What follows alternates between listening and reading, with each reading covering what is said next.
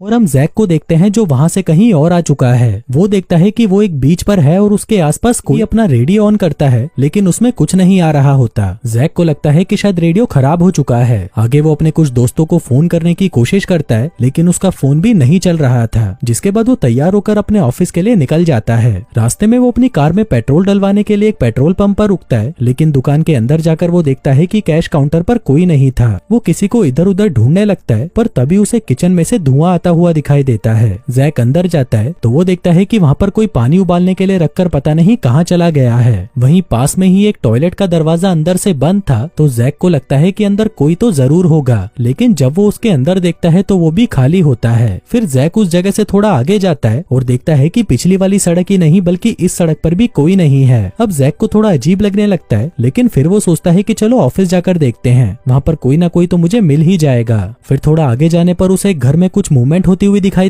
हे movie के चाहने वालों, हम आपके लिए लेकर आए हैं एक धमाका ऑफर। नेटफ्लिक्स और अमेजोन पर भारी भरकम छूट आपके सामने अभी प्लान लिखे हुए हैं। अगर आपको हमारे प्लान चाहिए तो दिए गए व्हाट्सएप नंबर पर कांटेक्ट करें।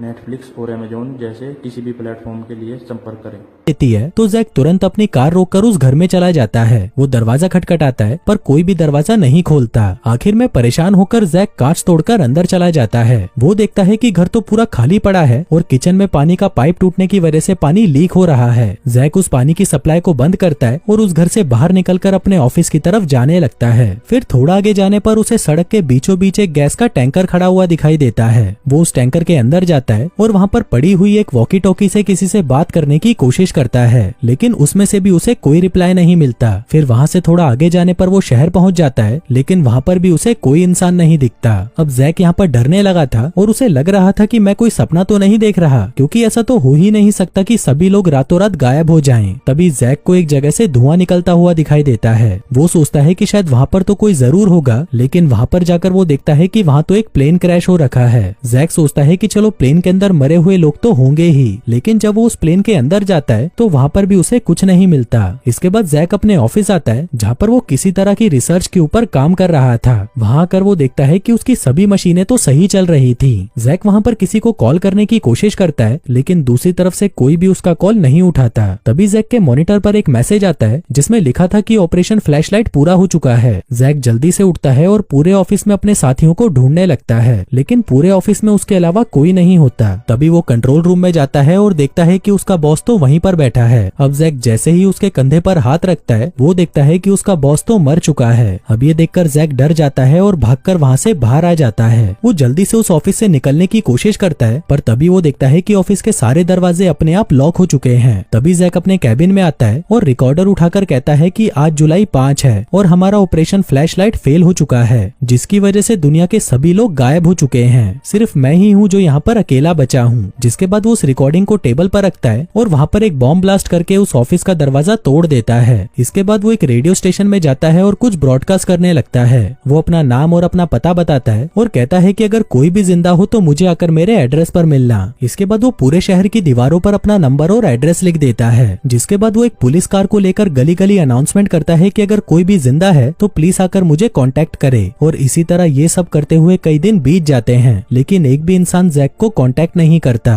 वहीं जैक रोज रोज इंसानों को ढूंढ ढूंढ कर परेशान हो चुका था और अब उसे पूरा यकीन हो चुका था कि वो इस दुनिया में अकेला ही बचा है। पर तभी उसके दिमाग में आता है कि अगर मैं इस दुनिया में अकेला हूँ तो फिर मैं इस छोटे से घर में क्यों रहता हूँ। जिसके बाद वो शहर के सबसे बड़े और शानदार घर में जाकर रहने लगता है। आगे वो एक कार के शोरूम में से सबसे महंगी कार निकालता है और उसे लेकर घूमने लगता है। फिर वो एक मॉल में जाकर वहाँ पर सबसे महंगे कपड़े पहन लेता है। अब ये सब चीजें करने में उसे बहुत मजा आ रहा था, लेकिन फिर कुछ ही दिनों में वो इन सबसे भी बहुत बोर हो जाता है। अब कुछ दिन और बीतते हैं और जैक की दिमागी हालत अब खराब होने लगती है। वो आदमियों की जगह औरतों के कपड़े पहनने लगता है। जिसके बाद वो वहाँ के प्रेसिडेंट के घर पर जाता है और उसकी बालकनी में जाकर स्पीच देने लगता है। आगे वो एक शॉटगन लेकर एक चर्च में घुस जाता है और वहाँ पर लगी जीसस की मूर्ति को शूट करके उड़ा देता है। जिसके बाद वो एक बड़ा सा ट्रक लेकर शहर की सारी दुकानों को तोड़ने लग जाता है। अब अकेला रह रहकर जैक पूरी तरह पागल हो चुका था, इसलिए वो खुद को ही मारने के बारे में सोचने लगता है। पर तभी वो फैसला बदल लेता है और डिसाइड करता है कि अब से वो जिंदगी के मजे लेगा। जिसके बाद वो समुद्र में जाकर नहाने लगता है और वापस अपने घर लौट आता है,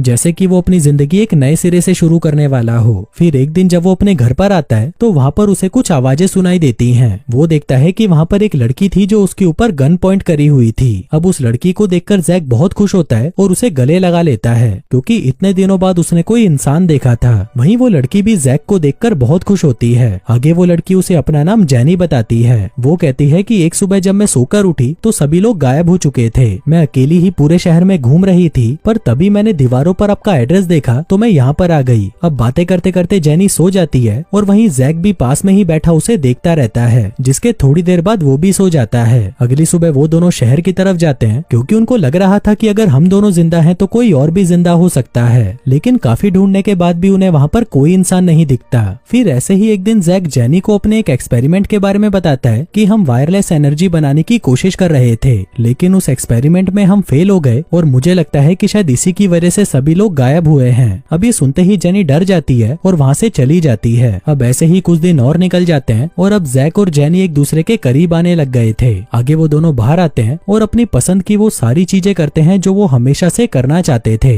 फिर एक दिन जब जैक कहीं पर जा रहा था तभी उसके रास्ते में एक ट्रक आ जाता है। जैक अपनी गन लेकर उस ट्रक के पास जाता है तो उस ट्रक में से एक आदमी बाहर निकलता है जिसने मास्क पहना हुआ था। वो जैक पर गन पॉइंट करता है और उससे पूछने लगता है कि तुम कौन हो, तुम जिंदा कैसे बचे और क्या तुम अकेले हो। तभी जैक भी उसे झूठ बोल देता है कि हाँ मैं अकेला हूँ। अब ये सुनकर वो आदमी अपना मास्क उतारता है और जैक से कहता है कि मुझे तो लग रहा था कि इस दुनिया में सिर्फ मैं ही बचा हूँ। पर तभी जैक की वॉकी टॉकी में जेनी की आवाज आती है, जिसे सुनकर वो आदमी कहता है कि ये आवाज कहाँ से आ रही है। अब जैक उसे सब कुछ सच बता देता है कि मेरे साथ एक लड़की है। अब ये सुनते ही वो आदमी कहता है कि मुझे भी अपने साथ ले चलो। आगे घर पहुँचने पर वो दोनों जेनी को देखते हैं जो कि एक बहुत ही सुंदर ड्रेस पहनकर वहाँ पर खड़ी थी। तभी वो आदमी उन दोनों के पास आकर उन्हें गले लगा लेता है और कहता है कि अच्छा है अब मैं अकेला नहीं हूँ। जिसके बाद वो उन्हें अपना नाम हैप्पी बताता है। अब वो तीनों एक साथ बहुत खुश रहते हैं और साथ में घूमते फिरते रहते हैं। फिर एक दिन वो तीनों एक जंगल में कैंपिंग करने जाते हैं। तभी हैप्पी उन्हें बताता है कि एक बार मेरे और मेरे दोस्त के बीच में लड़ाई हो गई थी और उसने मुझे इतना मारा था कि मुझे लगा मैं मर चुका हूँ, पर जब मुझे होश आया तो मेरे आसपास कोई नहीं था और तब मुझे पता चला कि मैं इस दुनिया में अकेला बचा हूँ। तभी जेनी कहती है कि उस दिन मैं बाथरूम में हेयर ड्रायर यूज कर रही थी, तभी मुझे जोर का एक झटका लगा और मुझे लगा कि मैं मर गई, लेकिन जब मुझे होश आया तो सारे इंसान गायब हो चुके थे। तभी जैक कहता है कि मैंने भी उस रात ऑफिस में हुई एक लड़ाई से परेशान होकर नींद की गोलियां खा ली थी,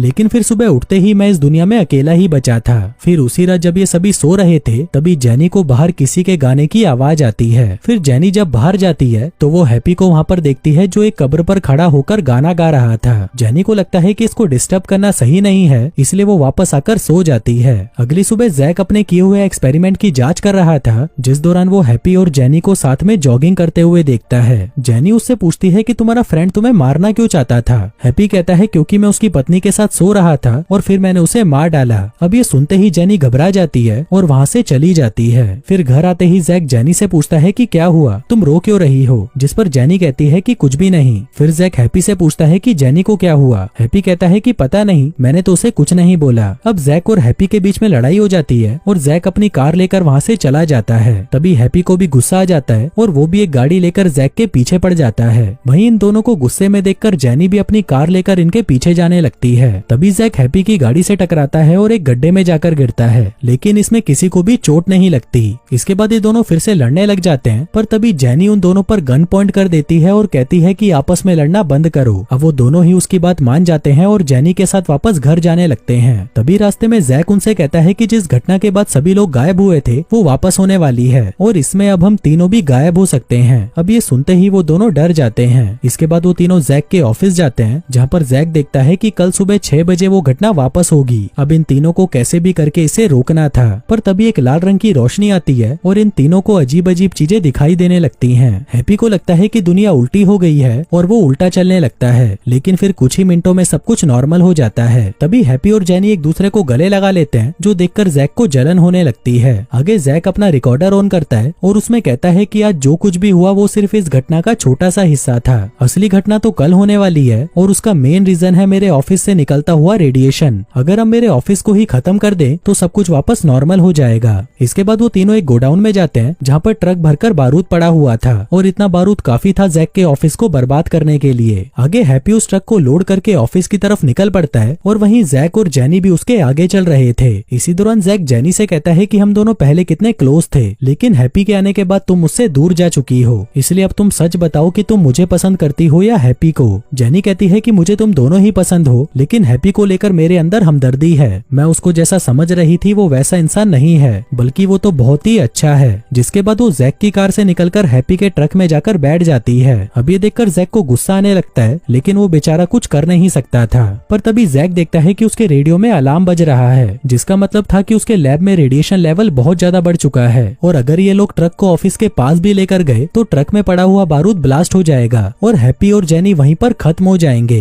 अब जैक जल्दी से ये बात हैप्पी को बताने की कोशिश करता है, लेकिन वहीं हैप्पी को लगता है कि शायद जैक को उससे जलन हो रही है, इसलिए वो अपना रेडियो ही ऑफ कर देता है। तभी जैक उसके ट्रक के आगे अपनी गाड़ी लाकर खड़ी कर देता है और उन दोनों से कहता है कि तुम लोग पागल हो गए हो क्या? अभी मेरे ऑफिस में रेडिएशन लेवल बहुत ज्यादा है और अगर वहाँ पर हम ट्रक लेकर गए तो तुम दोनों भी मर जाओगे। इसके बाद वो दोनों ऑफिस के दूर एक टावर पर जाते हैं, जहाँ पर जैक कहता है कि मुझे शहर जाकर कुछ सामान लाना होगा, जिससे हम इस ट्रक को बिना किसी ड्राइवर के ऑफिस के पास पहुँचा दें। जो कहकर वो उन दोनों को वहीं छोड़ देता है और खुद कार लेकर शहर की तरफ चला जाता है। उधर हैप्पी और जेनी से अब कंट्रोल नहीं हो रहा था, इसलिए वो दोनों वहीं पर इंटीमेट हो जाते हैं। फिर थोड़ी देर बाद जब वो दोनों बाहर देखते हैं तो वहाँ पर जैक होता है, जो खुद ही उस ट्रक को ऑफिस के पास ले जा रहा था। दरअसल जैक इस सब का जिम्मेदार खुद को मानता है और उसको लगता है कि उसी की वजह से सभी लोग मारे गए, इसलिए वो अपनी जान देकर हैप्पी और जेनी को बचाना चाहता था। इसके बाद वो उस ट्रक को सीधा अपने ऑफिस में घुसा देता है और तभी वहाँ पर एक जोर का ब्लास्ट होता है। पर तभी उनको वो लाल लाइट फिर से दिखाई देती है और कहानी की शुरुआत में हम जैक नाम के एक आदमी को देखते हैं, जो अभी अभी सोकर उठा है। वो उठते